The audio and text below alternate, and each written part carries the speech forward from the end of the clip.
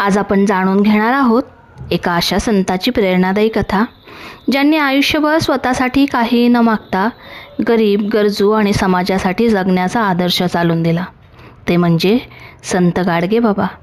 त्यांच्या जयंतीनिमित्त आपण त्यांच्या जीवनातील शिकवण समजून घेऊया. संत गाडगेबाबांचा जन्म 23 फेब्रुवारी 1876 रोजी अमरावती जिल्ह्यातील शेणगाव येथे झाला. त्यांचे मूळ नाव होते देबूजी जिंगराजी जानोरकर. लहानपणापासूनच त्यांनी गरिबी, दुःख आणि अन्याय जवळून पाहिला.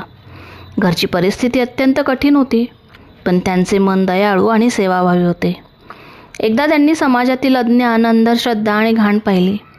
त्यांना जाणवले, जर समाज बदलायचा असेल तर स्वतःपासून सुरुवात करावी लागेल. तेव्हापासून त्यांनी साधे जीवन स्वीकारले. फाटके कपडे, हातात झाडू आणि डोक्यावर माठ हेच त्यांचे ओळख बनले. संत गाडगेबाबा जिथे जात तिथे प्रथम गाव साफ करायचे. ते म्हणायचे, देव मंदिरात नाही, स्वच्छतेत आणि माणुसकीत आहे. ते लोकांना सांगायचे, घाण करू नका, अंधश्रद्धा सोडा, शिक्षण घ्या, गरिबांना मदत करा. आजचा स्वच्छ भारत अभियान हा विचार त्यांनी 100 वर्षांपूर्वीच दिला होता. संत गाडगेबाबांनी भीक मागून गावोगावी धर्मशाळा, शाळा आणि रुग्णालय उभी केली. ते म्हणायचे, लोकांची सेवा म्हणजेच खरा देव. त्यांनी जातीभेद, दारू, अंधश्रद्धा याविरुद्ध जनजागृती केली. त्यांचे कीर्तन म्हणजे फक्त भजन नव्हते, तर समाज सुधारण्याचे साधन होते. त्यांनी कधीही संपत्ती जमा केली नाही. जे मिळाले ते लोकांसाठी दिले.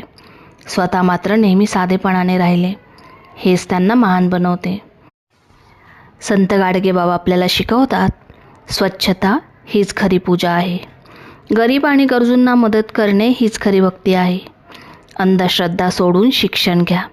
साधेपणा आणि सेवाभाव जीवनाला महान बनवतो. समाज बदलायचा असेल तर स्वतःपासून सुरुवात करा.